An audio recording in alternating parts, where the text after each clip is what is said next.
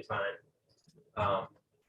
But again, total build is up tremendously, and the 83 transfers, it's definitely our highest month of the year. So again, as we've been saying each month, we're continuing to go upwards.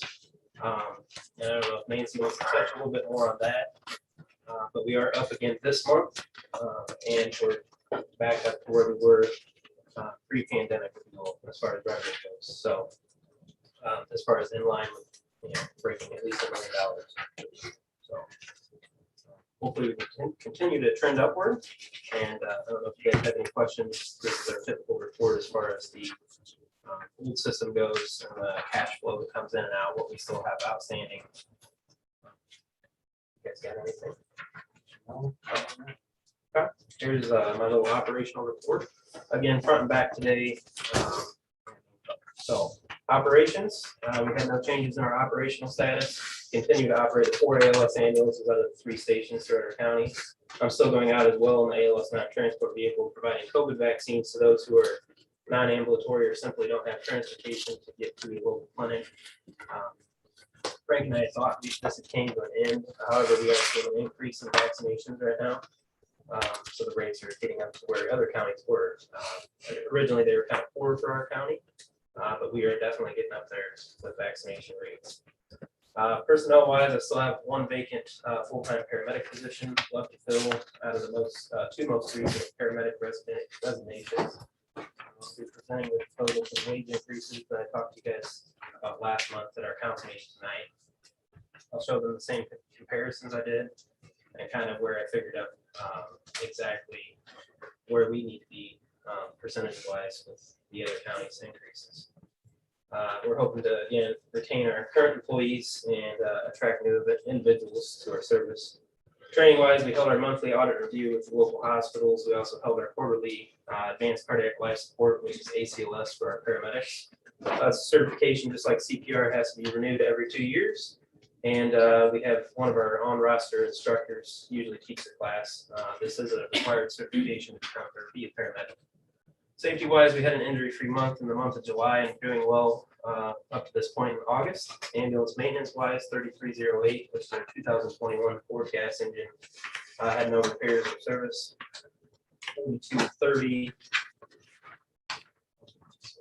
4230 is our 2019 Ford gas. Originally, it was supposed to go into Mark's body shop on August 5th. However, the decal guy was on vacation, so they had some issues with availability. And they weren't immediately available, so it actually went in just this morning for those repairs from that storm damage that we had. So 0514, 2015 diesel. It's currently out of service, been out of service for several weeks now, waiting on a new fuel tank. I don't know why it was so hard to find one, but we were going through several different places. We went with one that they wanted to charge us and exceed $5,000. We ended up going to our county highway department. And he's like, yeah, there's no way. So we did end up finding one out of Weirs in Vermont. And it was shipped. They got out there Friday, so they started to work on that today at the county highway. And we're doing it for up $1,200 to $1,500 instead of the upwards $5,000. So 0086 is actually in service now at our Medic 3 station.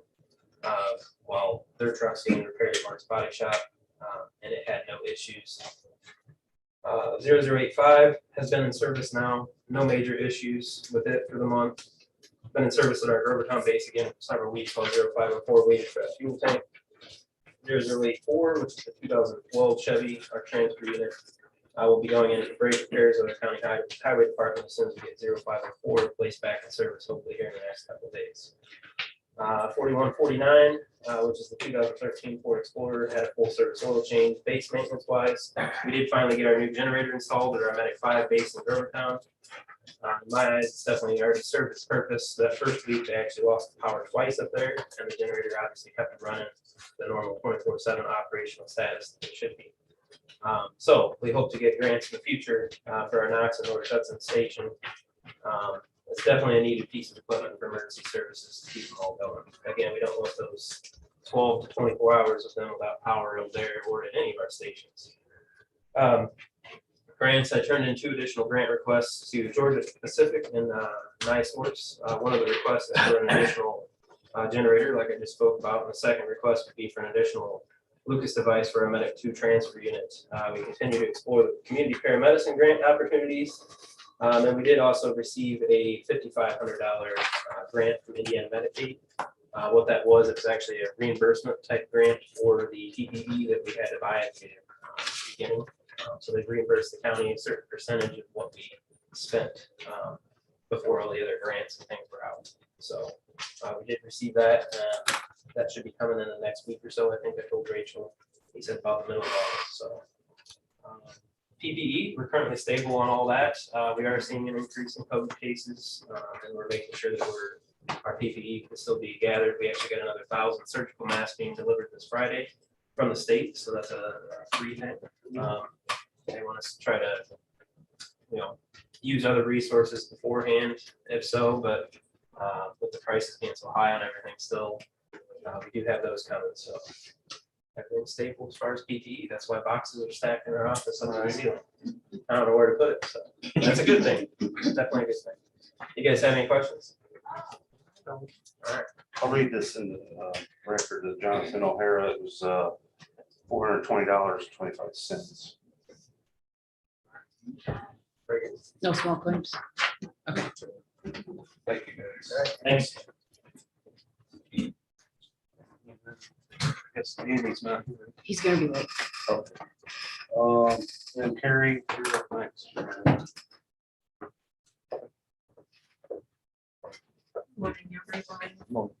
Thank you for having me today. And what we have is our annual review for the liability and property insurance. I put together a little bit like what we review each year. So we'll just start off with the beginning, just thanking you for the past year, allowing First Choice Insurance to represent the county's insurance, and hope to continue to do so over the next year. The first thing we'll review is the 2019 to 21. I usually only put a year, but because of COVID, things were down a little bit, so I wanted to include a few other things in here. The training sessions that we normally get about every other month, of course, those have just resumed because of that situation. So we just did one in July, infectious disease training, just kind of going back over what we've all been learning as far as different loss control and safety measures, as far as trying not to transmit COVID-19 or flu type things, any type of infectious disease. So we had 30 attendees between two sessions, which was very good. And we appreciate that, when we get the risk manager here from Listening Night, that we do have a good attendance. So that was very good. And then since our renewal last year, we also conducted the active shooter training with the Indiana State Police. So we did reach out to the Indiana State Police to try to get that, because we do like to do that about once a year. However, at this time, they're not conducting that program. So we'll just continue to watch to see when that becomes available and then get that back in here. Some of the different loss control risk management things that were provided this year is listed. I won't read them all to you, but you can go through that list and just ask questions arise throughout the year. Those questions are brought to maybe Rachel or to the commissioners. We present them to the insurance company as to what their thoughts are on these items. If necessary, they run it between legal, speak with Marty, and go through these things and provide you some resources on the different things as they come up. So a big one this year so far has been Bass Lake Beach as to how to handle some of those contracts out there. So a lot of that was provided. We worked on the handbook this past year, which I think is on the agenda for today. So we were able to provide some resources and different suggestions on that. So on the next page, we start the summary of claims. And I did go back a little bit further on some of these because some of them are just now being settled, even though the date of loss was several years ago. So as you can see in the liability section, we had quite a bit here recently that's been taken care of, paid out. And some of those are starting to close. And then some of them are remaining open as we continue to litigate or work through those different claims that are on the books right now. As you can see, we have quite a bit there in the I'll call it professional lines of liability. So those you'll want to pay kind of close attention to the amounts that were paid out on those. Also property claim this year, we had a tree fall on a chipper. And so that was quite expensive as well.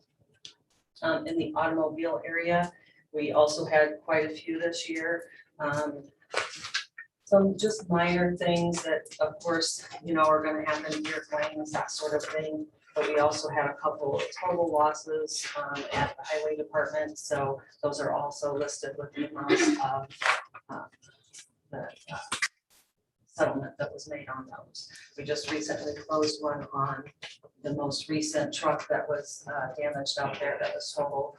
And I believe that payment was what, 7,500, I think.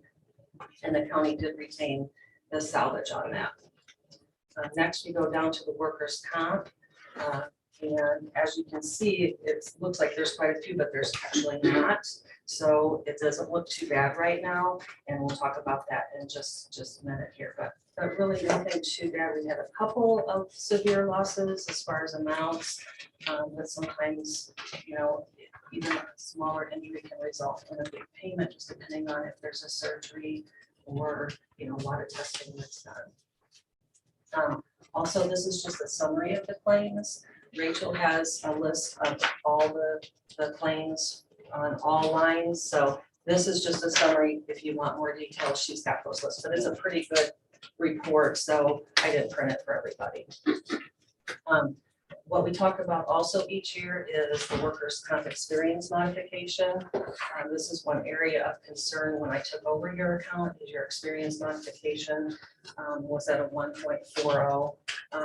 And since then, with the training sessions that we've been doing, with what was the different procedures that have been put in place at the highway department, those type of things, that the losses have come down significantly. So you can see where we were charging, or I should say we, that this comes from the Workers' Comp Bureau, 40% above what they expect or type of organization to receive in losses. We're now down by 25%. So that's a huge, huge reduction.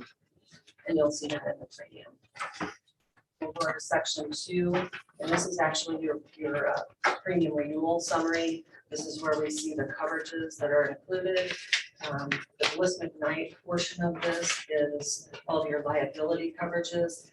None of those limits have changed from what we've had in the past. We're still offering the 5 million per occurrence, 10 million aggregate, other than a couple of sub-limits, which you can see on there. Page 3 of 10. The next one just shows you those included coverages as part of that liability. The one that you see a check mark next to no for medical malpractice, we do have that included.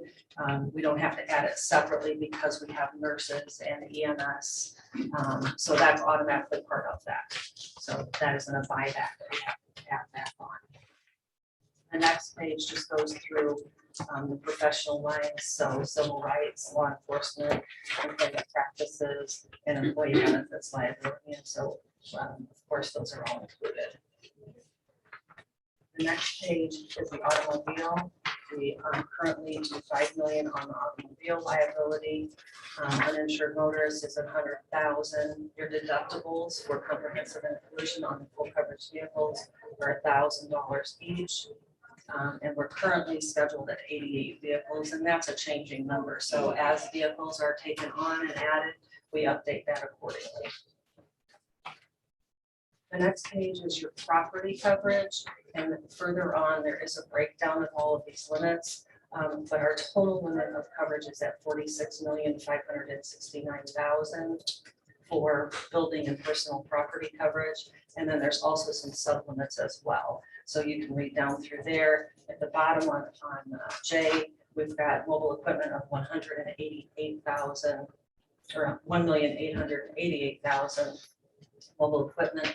This is your highway department items that are unlicensed. some things come from the police department, of course, that's most of it. Both of those departments are currently working on updating their lists, so if this needs to be increased or decreased, once I have their final list, we will do that. And that is also a changing number throughout the year as they add or delete equipment. The next page is your workers' comp, which we'll just kind of pass by that because we're going to talk about that in just a minute. The next page is your premium recap for just that portion of the policy. We're going to actually bypass that because we're going to come to a summary at the end. So we can move on to tab 3 at this point.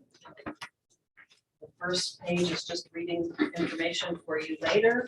Second page is premium summary, which we will go through in a moment. Page 5 of 16 starts the schedule of locations. And then as you go through this, it lists what we're insuring at each location. So building, personal property, if we've got electronic data processing equipment such as all the 911 equipment out at the highway department, or not, the sheriff's department, that sort of thing. So you can read through this as you know, have time. Some of the supplements that we have going to page 9 of 16 is earthquake and flood. One thing that did change on the flood insurance this year is that the standard deductible now for flood coverage is 100,000. So all of our deductibles on property and liability is 10,000, but that is a sub-limit increase on the flood. So just a note, Rachel received that notification as well earlier this year. So the next page 11 of 16 gives again some of the additional coverages that are included just with the package, and it's a blanket limit of 250,000 for the things that are listed. So similar to any type of a homeowner's policy, these are things that they include in the policy because almost every account would need some type of coverage for these items. So they just do it as a blanket limit, so each place does not have to be scheduled out. To page or tab 4, which we're going to talk about the workers' comp schedule next. On this page, what you're going to see is the classification, which is the way that we rate your policy. So all of the different exposures that the county has. When you go to the next column, it's the code that the Indiana Comprehensive Workers Comp Bureau assigns to that classification. The next is the rate per 100 of payroll that is charged for that. Then the next column is how much payroll we have. The amount that's represented here is our audit last year plus 3%. So we always increase the payroll a little bit on renewal so that we don't continue to fall behind as payrolls increase, positions are created, and don't end up with bigger audits. We're trying to keep the workers' comp as flat as a renewal as close to actual as what we can. The next page gives your breakdown of your premiums. What I want you to go down to is the schedule, or let's say the experience modification. And you can see where that has reduced the workers' comp premium by 33,000. So in the past, we've seen a huge surcharge in this area. Now we're seeing a big decrease. So that's what we've been waiting for and wanting to see. So that's a good thing. We go to page 5, or tab 5, sorry. And this is where I have the premium summary and review. This I provided to the county since I took over the account so that you have transparency of what's happening with all lines of business and where we're at from year to year. As you can see, our premium is still down from the year that we took it over originally. However, we do have some increases in some lines this year. Some of it due to the losses that we've seen, some of it due to the changes in exposures, such as increased property values. We did do 3% of what the expiring was to keep up with the cost of inflation. And we also added the Veterans Memorial. Those were kind of the two bigger items that got added into the property insurance this year. On the automobile, there was quite a few vehicles that have been added over this past year and replacement of older units with newer units. So of course, you're going to always see an increase in that area. Your overall premium is up about $8,000, which I did not feel like was bad compared to the losses that have been paid this year. I do have an alternate quote for workers' comp, which we'll talk about on the next page. However, the companies that we requested quotes from declined because of the losses and some different procedures that were not in place as far as safety, written safety procedures, written procedures for obtaining certificates of insurance from outside contractors, that sort of thing. So that's something Rachel and I are going to tackle this year. Mark Ennis has already said that he would help us get through some of those things. So our first one will be those certificates of insurance and outside contractors. So on page 6 is a couple coverage options. And again, this is the workers' comp quote that we were able to obtain because the losses on the workers' comp have been so good. We were able to do that. We could save $2,397 by changing to IPEP on that workman's comp. However, I would like you to note that the actual rates per 100 of payroll, so where I was showing you that on the previous pages, is actually higher. They are giving you a discount at the end of that. I get a little concerned sometimes when I see that because oftentimes the company will want to do that to get your business, but it may not say that way. Following, also, when we after we wrote your account, we moved the workers' comp from IPEP to Bitco because the county was not happy with the service that IPEP was providing at that time. Now, I don't know, if we were to be experiencing something different, it was with the doctors that they were making the employees go to, they were just not happy. So $2,000 might not be worth that switch. When things with Bitco are going well, they do inspections at the highway department for us each year, recommendations. They've come in and done loss control measures as well. They've met with the department heads multiple times just for the department heads to be able to ask questions and just like a Q&A session so that they understand how the whole policy works and the coverage works. The other thing that I also included was whether you would be interested in increasing your uninsured motorist on your auto policy. So currently it's at 100,000. To increase that to 500, that was one area that I looked at and thought, it would probably be a good option to at least throw out there. However, it is an increase of $7,000. So your uninsured and underinsured motorist really would not come into play in very many situations because workers' comp for the employees driving vehicles is always going to be primary coverage, but it's a possibility, if there was someone riding with them, those type of situations. So that's just a thought that, you can review and go over. The next page, the next tab, is just a list of all the training sessions that are available. This list has been provided to Rachel and also to the highway department for their review. So we can get back on track with those training schedules on a every other month basis. Seems to be good. We would meet the safety department on 1 month and then our safety committee, and then the next month we would have our training sessions. So questions? Terry, when do you need to know, when do they need to make a decision by? The sooner the better, so that we can get the policies renewed in order.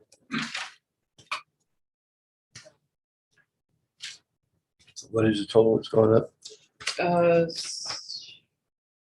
About 8,000. Yeah, 8,000. However, there is, you have to always remember that there is that change in exposure as far as the 8,000. increases of the property coverage, the increases of the vehicles as they're, we're adding So as more you units. did pretty good for us. Yeah. Yeah. What percentage would that be? I didn't figure the percentage. It's Not very much. large, yeah.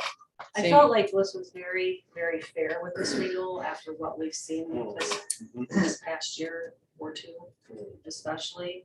And, when we wrote the coverage with Bliss,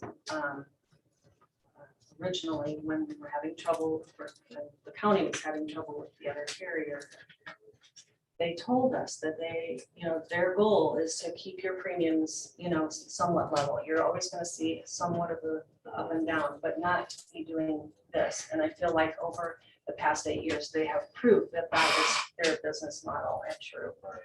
So oftentimes, leaving just for some price difference isn't the best when you have a stable company, you have a stable carrier,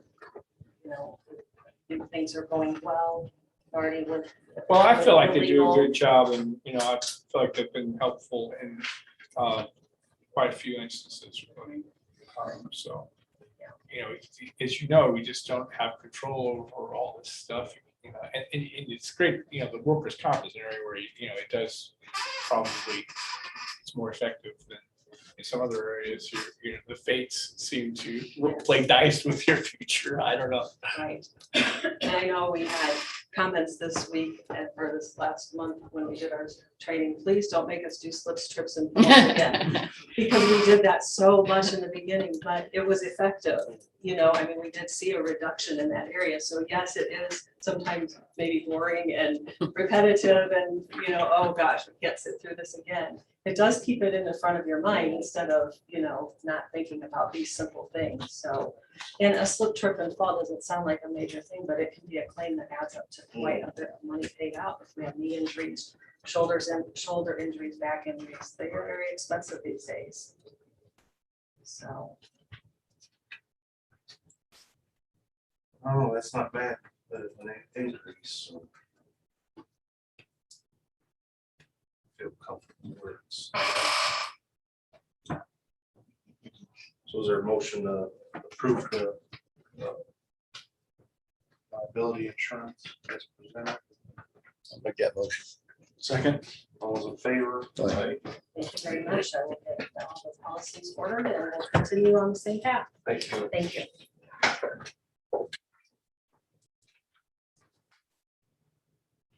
Lisa? Thank you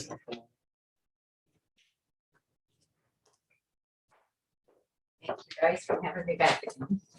And I'd like to thank my board because we have a lot of board members here this morning. We have Carla Musial, she's our treasurer. We have Jeff Bird, representative from the Knox City Council, Larry Wickert, at-large member, AJ Gappa, at-large member, Jim Wagner, at-large and secretary of the board, Janice Hernandez, president of the board and at-large, Don White, at-large county council, and Dave Howell, vice president, representative, Kankakee Valley RNC. So thank you for having me back here to answer questions you might have as a result of my list that I had sent to you guys after the last meeting.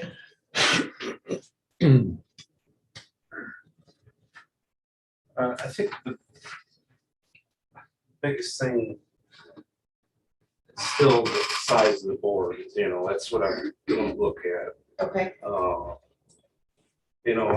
Yeah, we don't need to drop half the board, but I think I was looking through this and there's quite a few at-large members. That's the ones, Sure. I think there's 10 accounted. Okay. And yeah. I feel like that's where it should be reduced, maybe a few. Okay. And I can say that. This is just, Sure. And we have a I couple want of. everybody to be comfortable with this. We do have a couple of at-large members who, at the end of this year, their terms will expire. So we know that we will probably lose at least 2 at-large at the end of the year. Yes.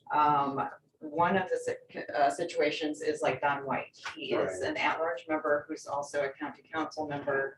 Perhaps if we have our 2 county council reps, maybe one of them could be Don either in the at-large position or change him to representative member versus a at-large.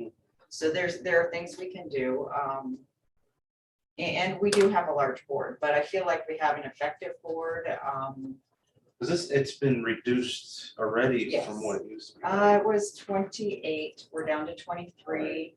So, we have had, we had a gentleman on our board resign because of his attendance a couple of weeks ago, said he's just too busy with other things. And, that's fine with us. I mean, we don't want to overdo somebody's schedule. So, but like I said, we do have a good group. We feel like the group that we do have is, they're there for the good of the county and, but, if you guys are comfortable with this, continuing to reduce through attrition, or I do know that our Hamlet rep may want to come back on as well as the planning commission. And that was my line of thinking, maybe to be a little more hands-off with their board makeup, to give them the freedom and or leeway to maybe partner with other groups who would want a representative member as part of their, kind of like we are demanding a commissioner to council Right. reps. Maybe, town of Hamlet or town of not, well, Jeffords, Jeffords, that was brought up at that the was brought directors up, meeting. right, because. If we were gonna cut you down to 14 or 15, you might have to lose some representative members, and that's Exactly. probably not the best thing for the foundation. But I think you're on the right track, maybe with looking at the at-large members. Right. Yeah, if there was more representatives from towns or, other Exactly. groups, I feel like that makes more sense. Sure. Okay, Shirley, can I make one comment? Yes, Larry. The at-large members are often the most involved. And you just look at the representation today, out of 8 of us that are here, 6 of us are at-large. And if you start cutting away your more active members, that makes it a little less effective. things to think about. Yeah. Oh. So, if you want a solid plan in place by September 1st, or if you are satisfied with us, continuing to reduce our numbers through, I do know that we've probably got 2 at-large people who their terms are up at the end of the year. Don't anticipate, and what I've done also is say, if you don't come back as a board member and would like to be on a committee, we have our finance committee, we have our building and sites committee. So there are other opportunities, but I also don't want it to be a slap in the face, saying, we don't want you on our board, but would you want to do this Right, instead? So I just kind of think that, as we have reduced our numbers, we're keeping the folks on that want to be a part of the board and that sort of thing. So just let us know how you want us to proceed. And I think that's the only change that would be contract. I think if it could come, well, it's because Yeah. we gotta get it settled here. Well, I mean, I think we can call their, between what she presented at the last meeting and this here now, Right. I think we can say that the requirement for a plan has been settled, has been fulfilled. Right. You also need enough people on there where they got different like expertise. different Yeah. skill sets, Yeah, right, different skills and things. right. You gotta have that too. Right. And I'll tell you that Ron Difford will be off of our board at the end of the year as well. He is on the skill board. They still make him interim through the end of the year. And then he is done with skill altogether. He's done with our board. So that will be another member who will be off of our board at the end of the year. And, he was just trying to get them to the interim as far as that goes. So that will be another member who will be gone off of our board at the end of the year. But the expertise is wonderful. We've got REMC, we've got an attorney on our board, we have folks, retired CenturyLink, and folks that bring a lot to our board Right. as far as their expertise. So Yeah, but you used to have an EBSCO rep too. Diane Thalman was our NIPSCO rep. She retired last October. NIPSCO has not replaced her on our board because mainly their economic development department now at NIPSCO is like one person. So she is very overextended. Someday it would be great to have a NIPSCO rep on our board again. That was a representative member, but currently that's not part of our board.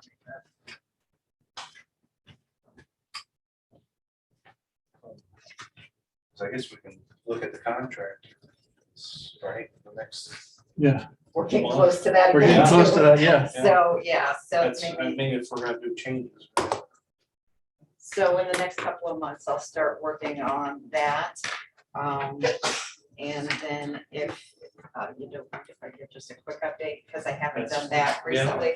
I did get a email from Matt Sultanovich at the IEDC over the weekend asking if he could get a letter of support from the county for the Mammoth Solar Project, which is the project at Bass Lake. I don't know if anybody from the commissioners would be interested in doing a quick letter of support that we can provide to the IEDC. He's saying just to satisfy statutory requirements and any potential incentives that the state may be able to provide for the project. They just need to know that the county is on board. So I can even draft something up for your signatures if you'd like.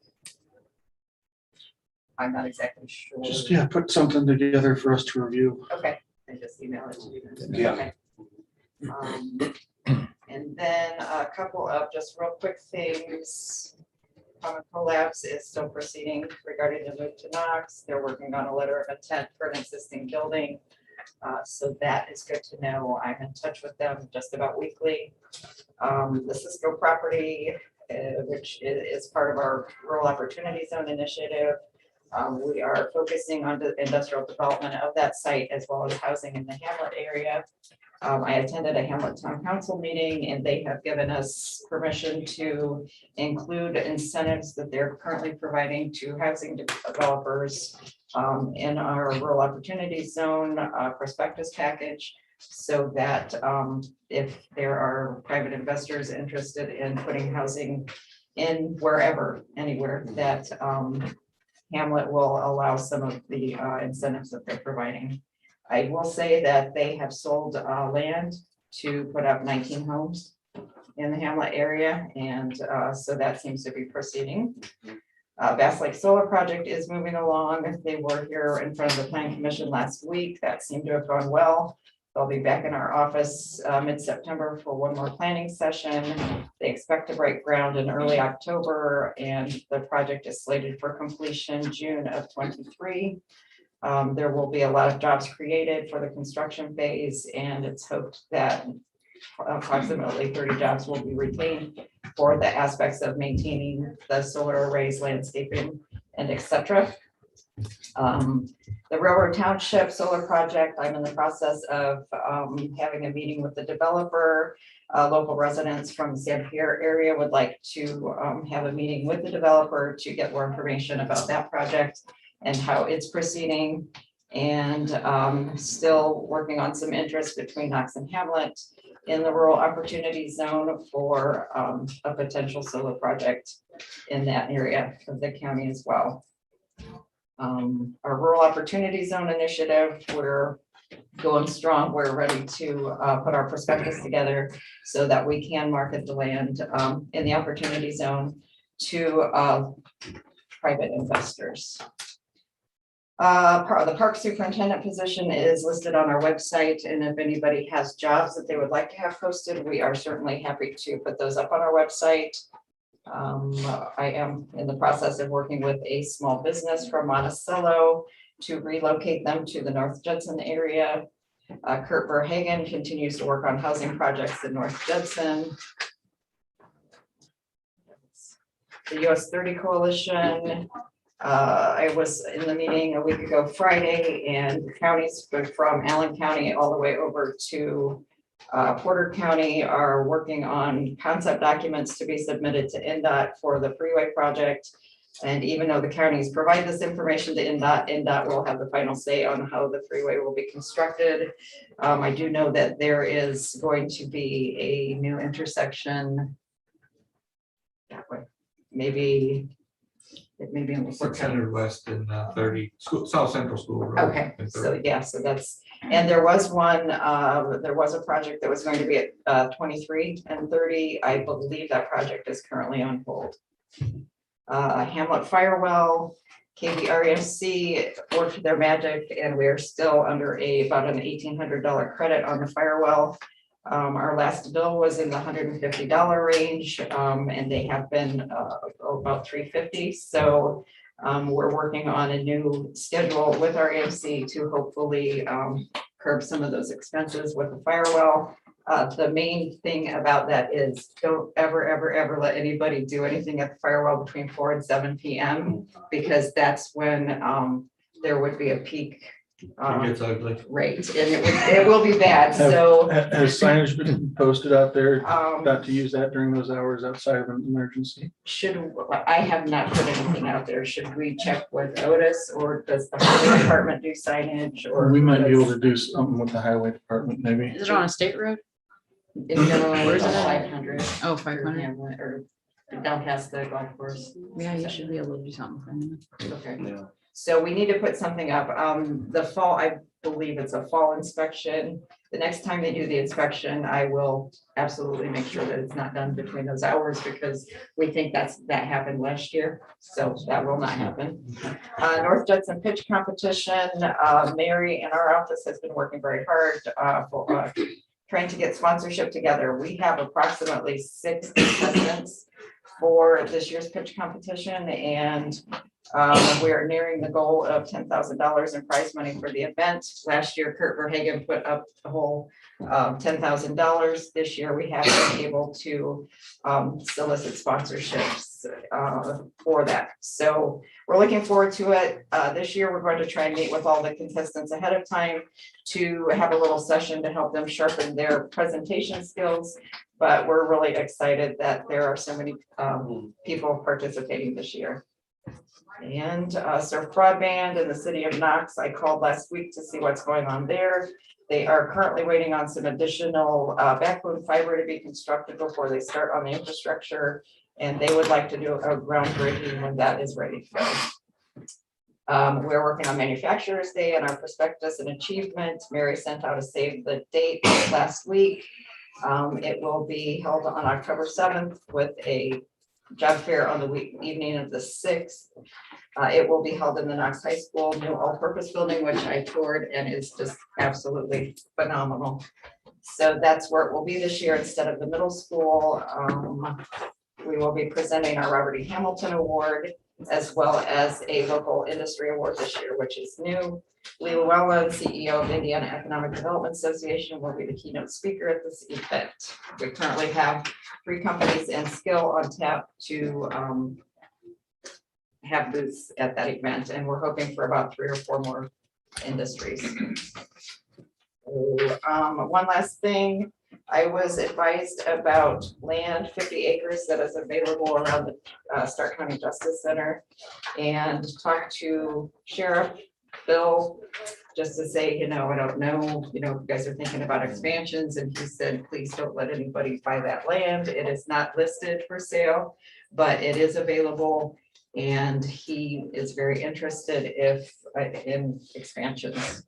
I suggested it because of a personal thing. So I'm thinking about all of these kids that get in trouble and they send them to Muncie, or they send them to all over the place. And then they have to ship them back to Starke County for court, and then they ship them to Crawfordsville or all over the place. I said, what's the possibility of us having a youth center or a detention center here in Starke County? It would create jobs, it would create another nice tax base. So just some thoughts. He said, don't let that property go. So it's in the back of my mind if that's something that he ever brings before the county. So just a few things going on. Yeah. Any questions? Well, I don't have anything else. Thank you. Ryan? No. Nothing? Okay, Thanks, thank you Lisa. guys. I appreciate it. Thanks, Lisa. Dan, if you want to come on up.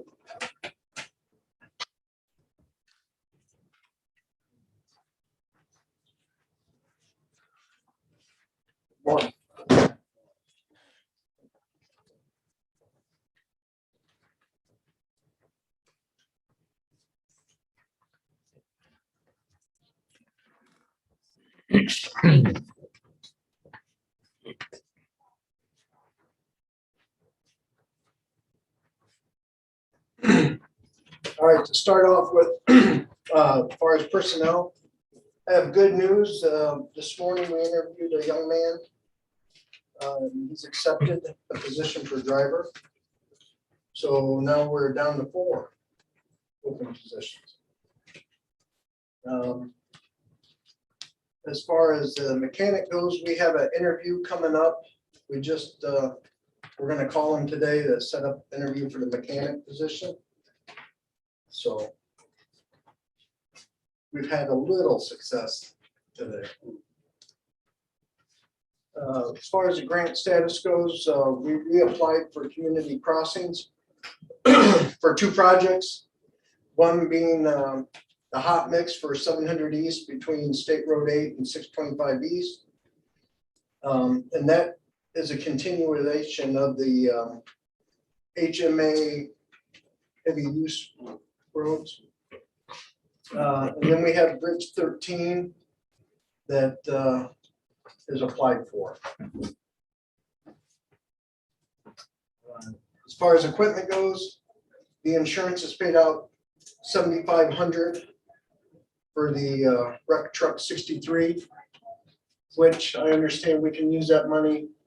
We'll have to go in front of the council to use that money. No, so when you are paid out money for insurance for damages on vehicles, that I can put that money right back into a line item without council approval. So we discussed it and you need some money in your truck repair, so Yes. put it there. Because you don't plan on buying a new single axle this year, right, Charlie? So currently we have 5 trucks that need a major work done to them. 2 of them need a motor, 1 needs a transmission. One is out being repaired right now. It had a problem with the valve stack. We should be getting that truck back shortly. We have 2 mowers that are currently down. One that has a broken arm, 3-point arm. The other one has an issue with the mower itself, the tractor's phone. As far as bridges go, the inspections are going to begin in October. Half the bridges have been washed and cleaned with the fire truck. We had a breakdown with the fire truck, but that has been since repaired. So hopefully when we get done with the chip and seal, we'll begin washing bridges again and cleaning it. There are 3 bridges in the grant process right now to be replaced, number 7, number 137, and we just started the paperwork on number 59. As far as the paving goes, the cold mix side of it, we've done a couple half-mile stretches on some county roads.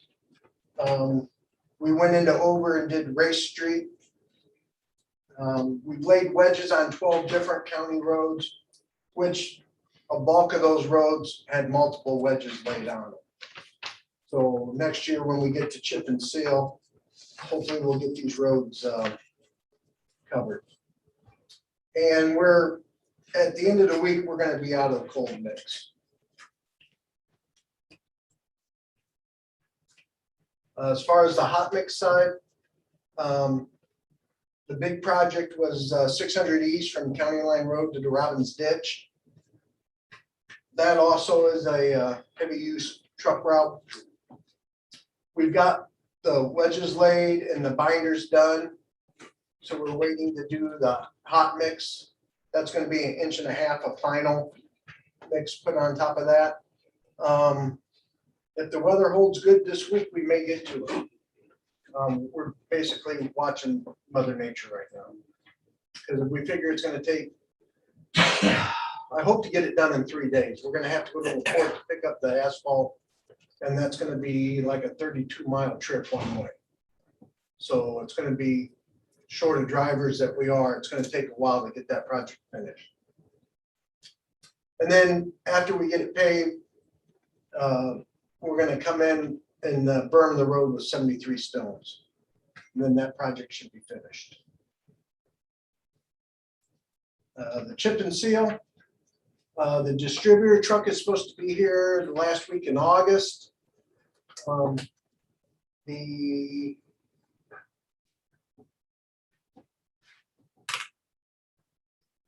along with waiting for the truck, once it gets here, it's probably gonna take a week for us to transfer the license because we're transferring from the old distributor truck to the new one. So we're counting on a week, hopefully, before we can use the new truck.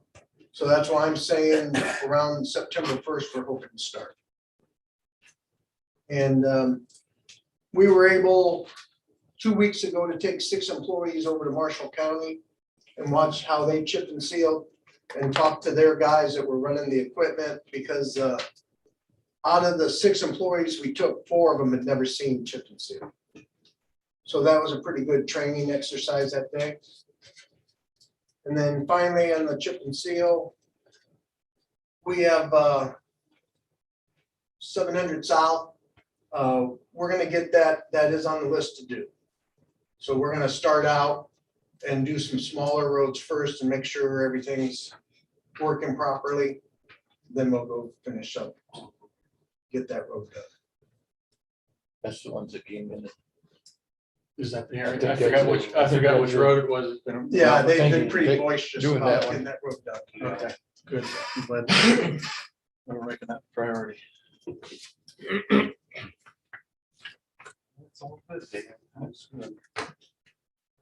I got something to say. I had, a couple of people called me to get stuff done and you did it right away. Thank you very much. Oh, And well, they're happy.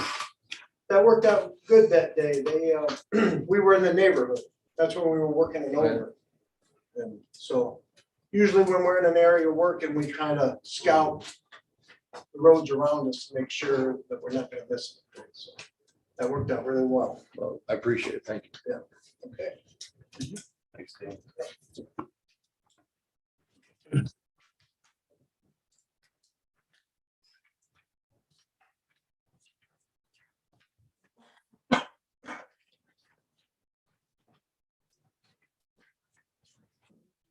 That's all right. Yeah. Oops. He's all in. Glenn, if you want to come up. Thank you. Sorry about that. Forgot about that. Rachel told me at the beginning. Yeah. Kind of the last of the thing. I wanted to kind of make you aware of your tax sales coming up in a month and a half. So I thought you might want to start looking at.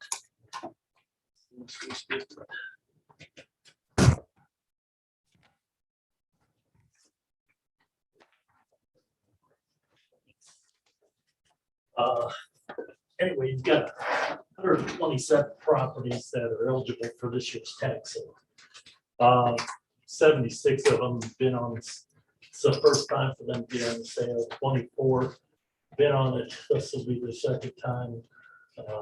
8 be the third time, and there's 19 that have been on for 4 or more years. Now, the first listing that I gave you in order of the township and the names for your review if you want to research anything about who owns the properties.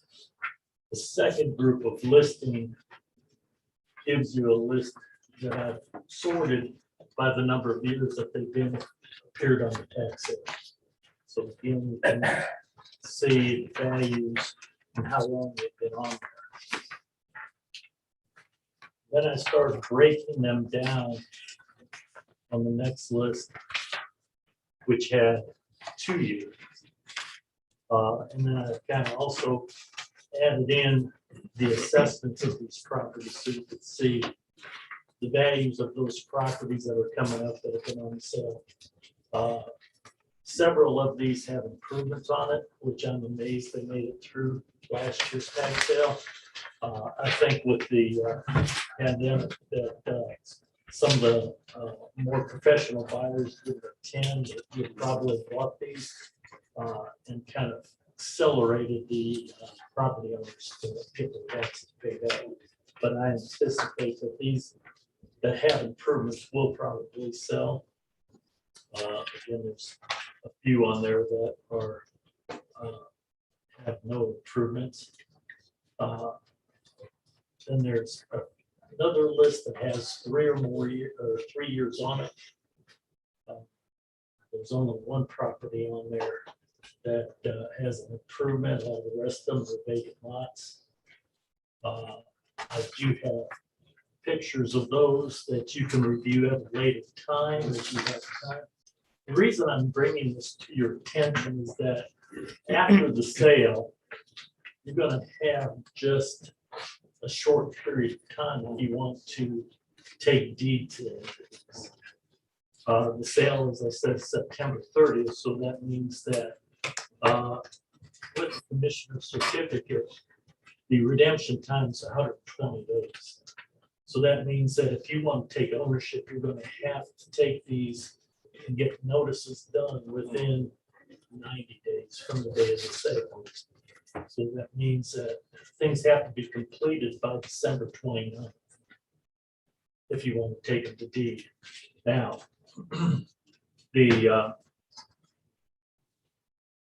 as I said, some of these might be to the value of the county, or which the other aspect that you have is that you can assign them to cities or towns. For a presentation where some towns are trying to bring in and get developers to build up.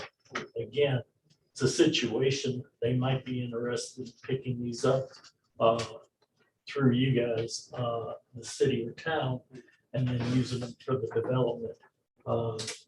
Also, if there's any properties that you can use, there's some of them that are railways, which again, it's not much use unless for the adjacent property owner.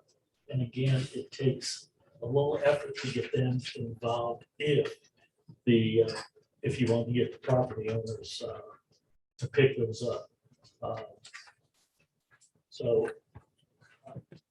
my whole purpose here today is to point out in the last one, with the last list, 4 more.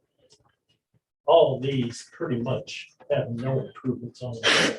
There's one that's got a whole house. Other than that, they're all empty lots.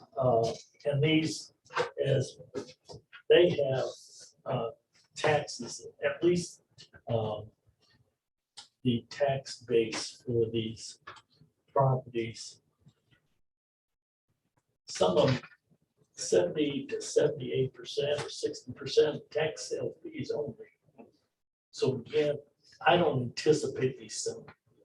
The groups with 4 more years or 3 or more years, you'll be getting those unsold lots. And if they didn't sell in the last 4 years, I doubt if they'll sell this year. So I wanted you to start looking at, reviewing, and making a plan of what you want to do before the end of the year or after the tax sale, because at that time, all the offices are busy. You got people that are coming in to do redemptions at the last minute.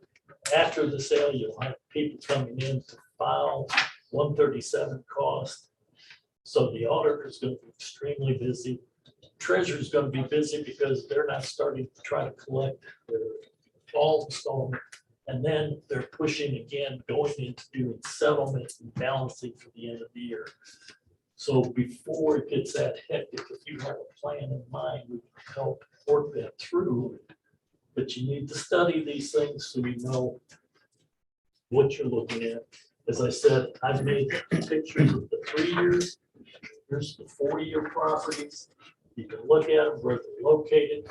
You can see if they've got any value. Some of them are adjacent to other properties. I'd be able to find those for a developer or anything. But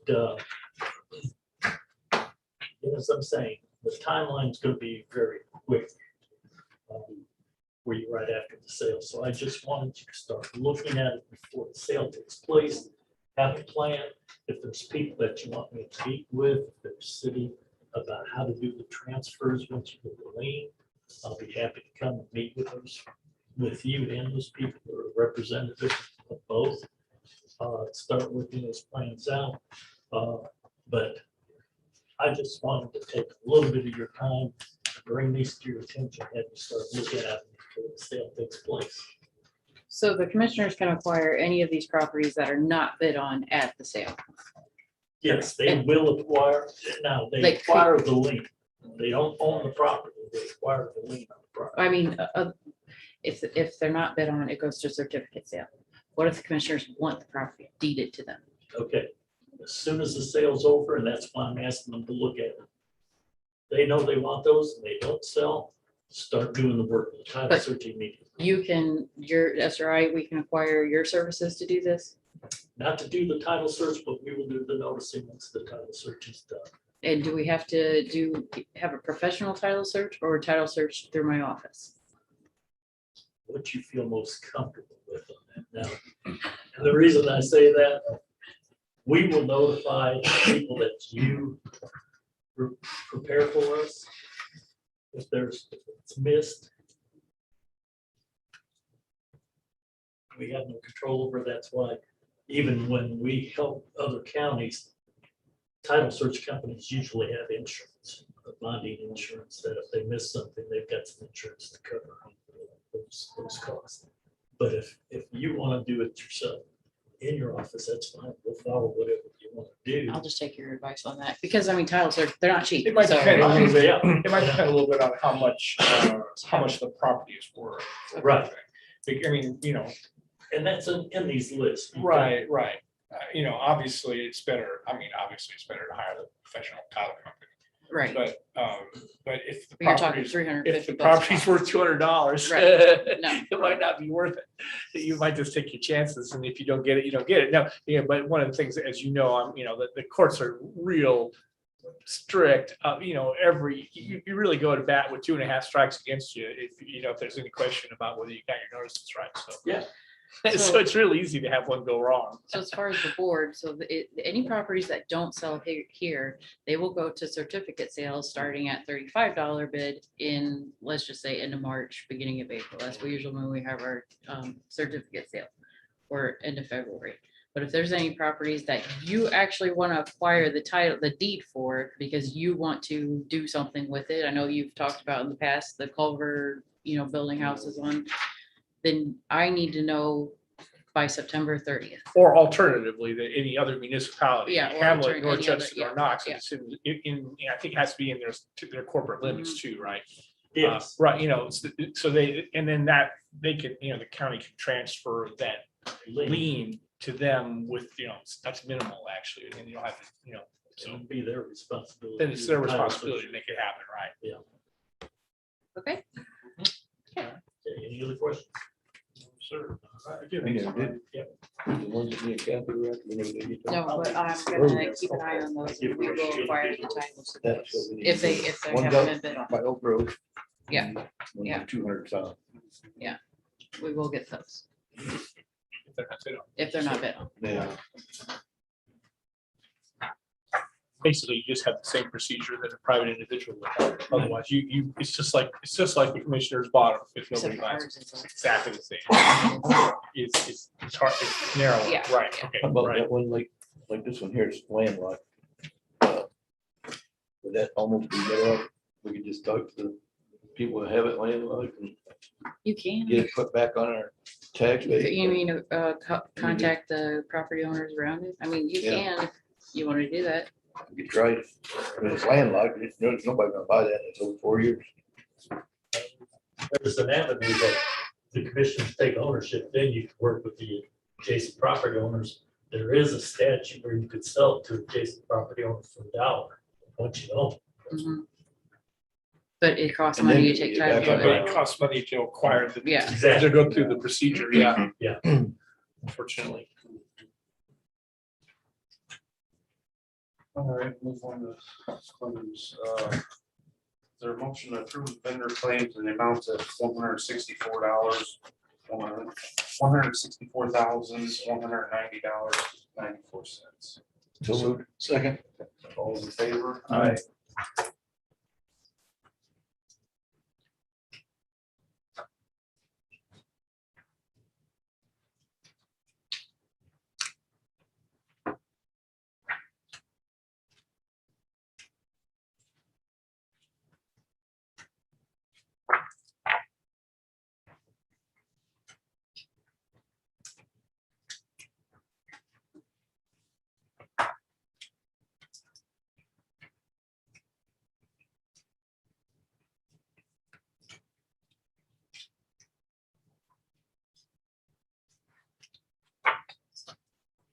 Motion to approve the payroll claims in the amount of $240,276.04. So moved. Second. All those in favor? Aye.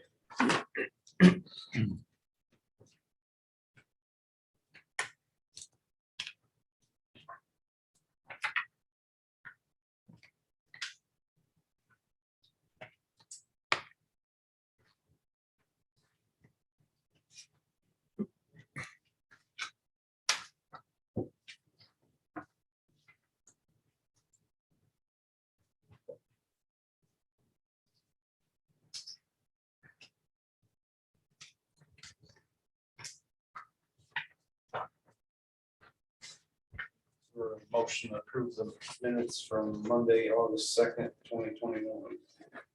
So moved. Second. All those in favor? Aye.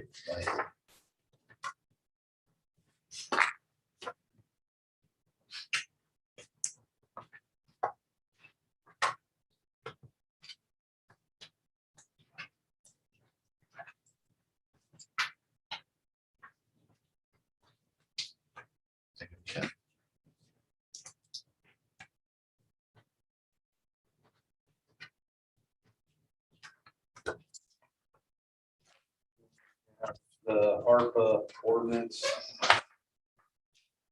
Much to establish.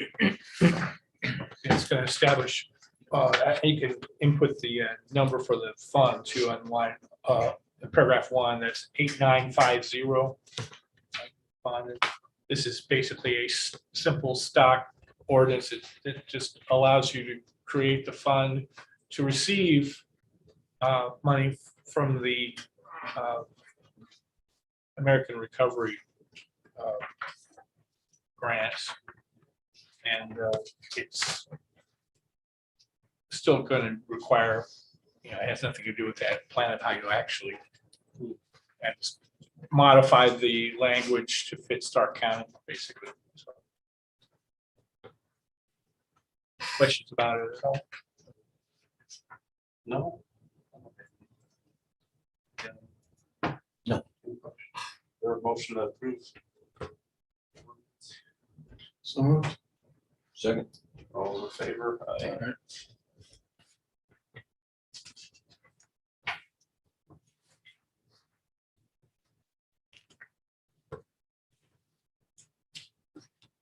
The other matter you had was the the update to the county handbook, and that would be section 13.1. We had a request from community corrections to include community corrections who are firearms qualified in the class of people that are, of employees, I should say, that are allowed to possess firearms on county facilities.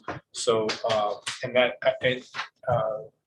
Rachel checked this with the sheriff and the judge to make sure they didn't have any objection. Those main two ones, because previously it was law enforcement personnel and authorized judicial officers, and neither objected. And frankly, community corrections was probably not included there simply because we didn't think of it. They have the same training. So the change is just to include them in 13.1, and I've already, it would say, except for authorized judicial officers, law enforcement personnel, and firearms qualified community corrections officers. County employees are prohibited from possessing firearms in any county facility. County employees shall comply with all state and federal firearms statutes and regulations. That was the updated one, and I've already submitted to each of you an updated copy of our handbook to incorporate this change if you do approve it. Motion approved. I'll make a motion to approve the proposed change to the employee handbook. Second. All those in favor? Aye. Just hope we can get, maybe Rachel, you can ask IT to, put the new one on there, so On the people aren't website. seeing the old one. Yeah. I don't think it's gonna affect anybody other than community corrections. Anything else, Mark? No, I don't. Brian, anything else? Well, yes, I do, Charlie. Thanks for asking. I would like to recognize and thank Plaque Book Coordinator and Deputy Auditor Suzanne Sims, Deputy Auditor Rebecca Wagner, Deputy Auditor Sarah Damon, Human Resources Administrator and Deputy Auditor Wendy McIntyre and Paula Hunter in the surveyor's office for the endless hours they have given toward the most recent food voucher program that started last month. These individuals have taken hundreds of phone calls, prepared vouchers, and handed out vouchers to the public. We are up to over 1,200 that we're serving right now. So you can imagine how much work goes into this, taking 1,200 phone calls, making 1,200 vouchers, and also handing out all those vouchers. I'm done. That is a lot of work, I'm sure. Thank you for doing that. I knew you could do it. Oh, sure.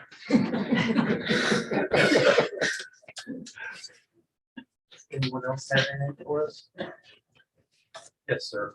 Yes, my name is Mike Parker, and we have a place in Bass Lake at 3416 South County Road 210.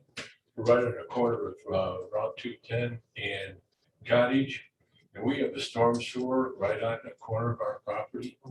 And as of lately, well, not lately, but last year, 2 doors down, there was a sinkhole in the highway on Route 210. And the county was in there and fixing the sewer that caused from the sinkhole. Well, we didn't recognize it last year because of the drought, but this year, no matter what size of rain that we have, the storm sewer fills up with any type of rain that we have.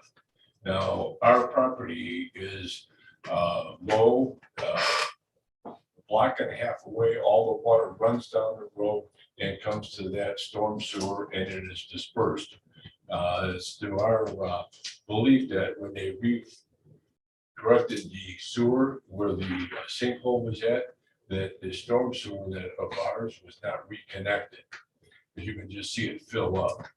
And we do have pictures, not counting the storms that we've had here in just the past few weeks or whatever, but any type of rain, it floods out, and it's starting to flood. It floods Route 210, and it's a hazard to the traffic and to the neighborhood with all the standing water. Now, the highway department was out there, and it was a fix that, what was it, a year ago this time? Sure. You're saying stormwater sewer, Bass Lake Conservancy. that would be the Bass Lake Conservancy district. That would have to- It's not the sewer, it's a storm sewer. It's just a storm drain, Yeah. Storm drain. So it'd be basically a tile. maybe, I don't know. Now, Starke, the highway department trucks were there when they were repairing the sinkhole and putting the new tiles in. But this No. particular drain is embedded in County Road 210. If I may, Please.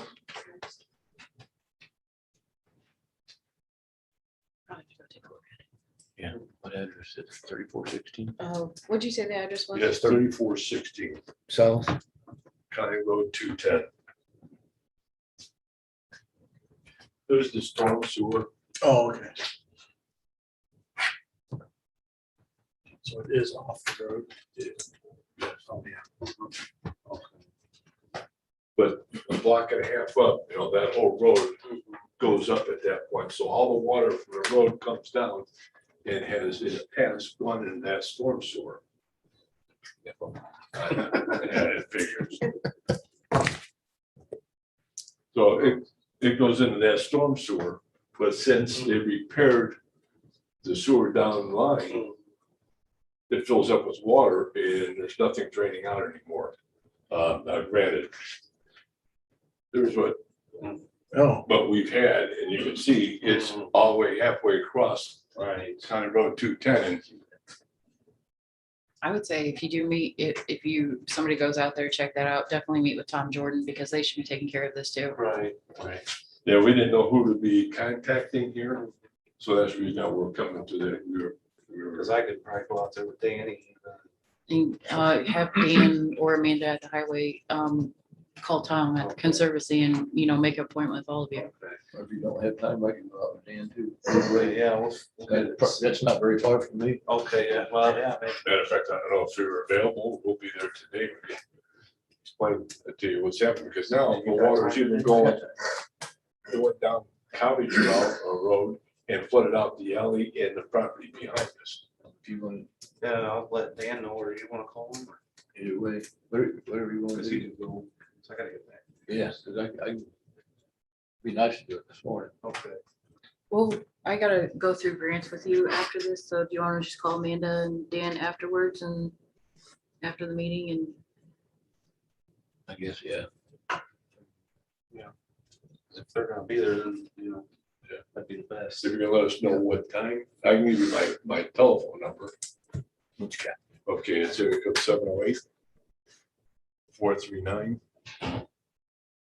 708-439-8247.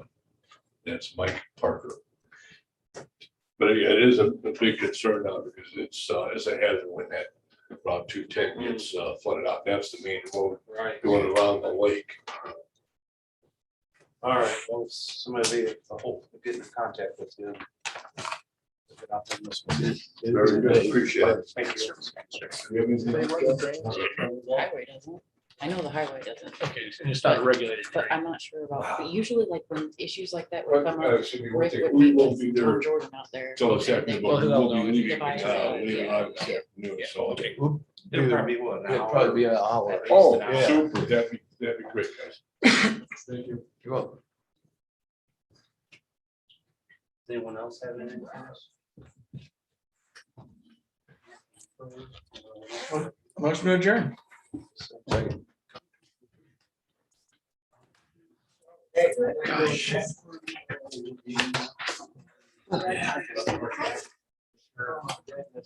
And,